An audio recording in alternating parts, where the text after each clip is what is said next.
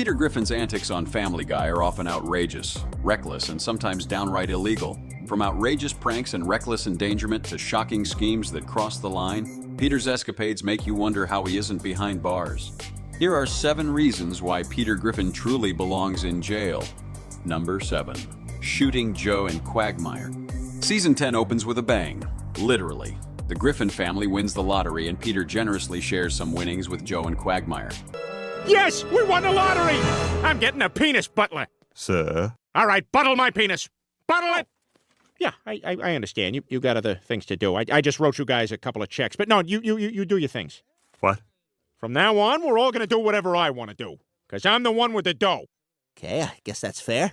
Good. However, he uses this gesture as leverage to make them perform humiliating acts purely for his own amusement. I want you to take the first bite out of this fudge pop. Because that first bite is the one that really hurts.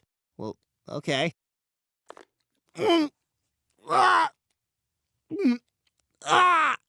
One such instance involves forcing them to put on a musical performance while he shoots them with a BB gun. Another June, Oh, what a day! another sunny honeymoon, another season, another reason For making whoopee! When Joe asks him to avoid shooting his face, Peter spitefully aims right at his eye. Quagmire, who objects, is shot in the throat. Fine, go on. I don't care. I don't need you. I got money. You know, Peter, you used to be a great guy, but ever since you won that lottery... Come on, Joe!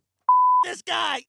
This scene showcases one of Peter's most malicious moments, as he clearly delights in causing his friends both physical and emotional pain. Number 6. Breaking Brian's nose and teeth. Family Guy progressively grew gorier and more violent over the seasons, and this shift is evident in Season 13's Brian the Closer. In the episode, Brian rediscovers his old rope toy, but Peter, in a fit of jealousy, wants it for himself. Ew, what would you want that for? It's gross. No, it's not. It's awesome. I can suck on it for the flavor. I can thrash it around, pretend it's a snake. Sometimes I just bite it like this. Rope! That's stupid. I want it. Well, you can't have it. It's mine. Peter ties the rope to his car, and Brian, refusing to let go, ends up smashing his head against a fire hydrant.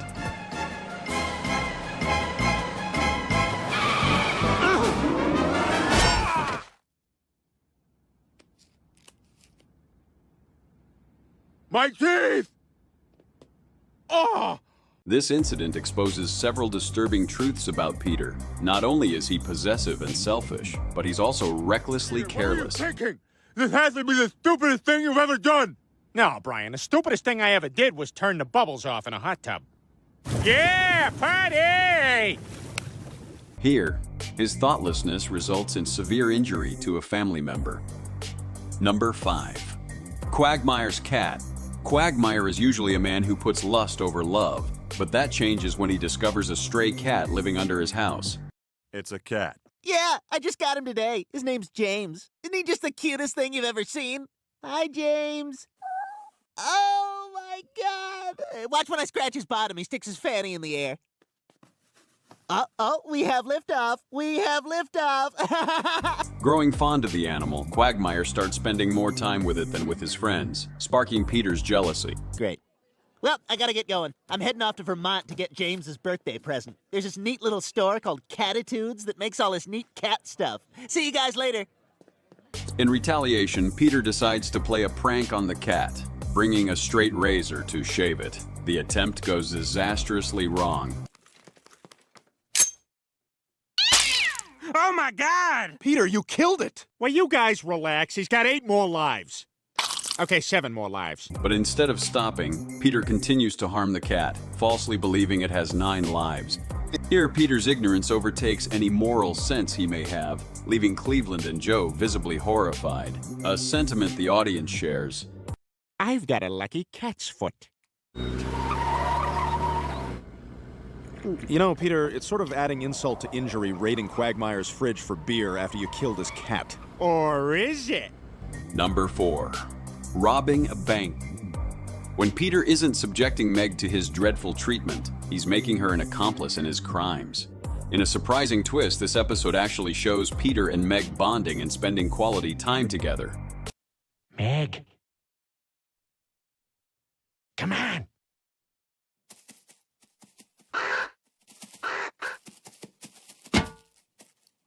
Come on, it'll be fun. Peter confidently strolls into a bank to show Meg how he funds his shenanigans, only to pull out an assault rifle and hold the place up. Meg, you've probably wondered from time to time how on earth I pay for all my shenanigans. Well, I'm going to show you. This is a robbery! Everybody get on the ground! Robbing the bank is bad enough, but Peter sinks to an even lower level by ordering Meg to do his dirty work, revealing a truly disturbing side to his character. Who's the manager here? I am. Number 3. Harming Kyle. Peter has a mean streak, and it shows when he encounters Kyle, a 13-year-old who's been bullying Chris. Well, listen, it was wrong of you to steal my customer away from me, and I want him back. Oh, yeah? Look, Griffin got his ass kicked. What a loser! Upon learning of this, Peter decides to confront Kyle, and things get ugly fast. When Peter calls out Kyle on his behavior, the teen dismisses him, refusing to take Peter seriously. Frustrated, Peter loses his temper and attacks Kyle, leaving the boy in considerable pain, to say the least. Kyle, I said shut up. You're a poop nose. Ow!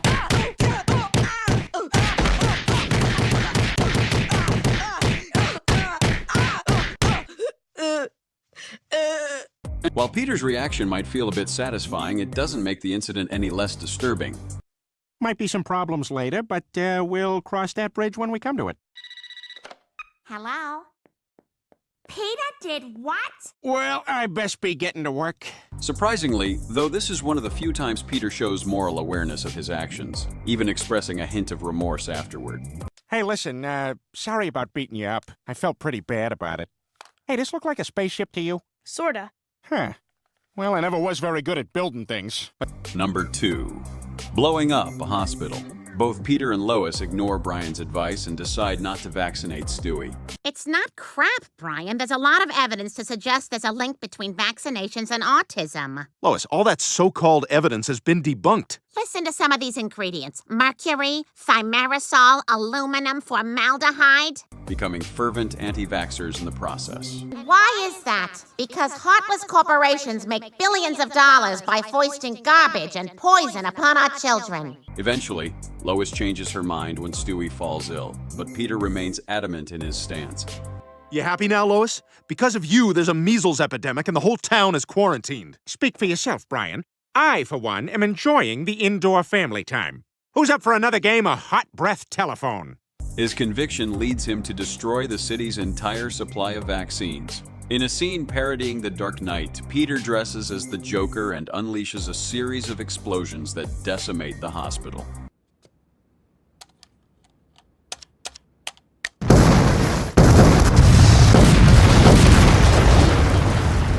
All right, what else did I have to do today?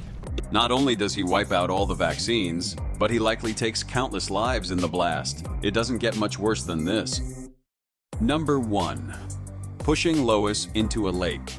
It's not just Meg who suffers from Peter's mistreatment. When Lois asks Peter to bond with Stewie, feeling they aren't close enough, the two end up finding joy in tormenting her instead. You just need to find an activity that you and Stewie can share. Oh, Peter, can you reach that box of rice? Ow! Oh, sorry, Lois. Oh, that rice got you, bitch. As with many bits in Family Guy, this situation escalates quickly. Okay, Stewie, get the camera ready.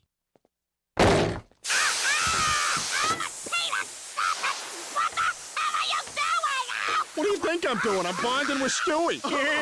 Lois ends up trapped in a car that Peter and Stewie gleefully push into a lake as part of their father-son bonding.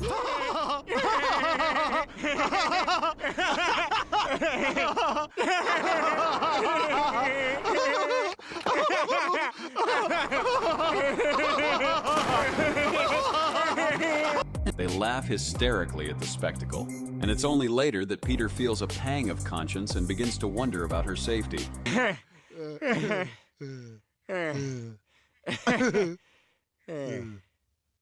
Geez, I hope she can get out. No, I'm sure she'll be fine. Poor Lois may be accustomed to Stewie's antics, but being harassed by her own husband is a new low. Honestly, it's a miracle she hasn't divorced him. Heck, what's for dinner? Peter, when I said bond with Stewie, this is not what I had in mind. I am furious with you. You can't talk to him like that. Take that! Thanks for watching. Don't forget to like and subscribe to our channel for more Family Guy content.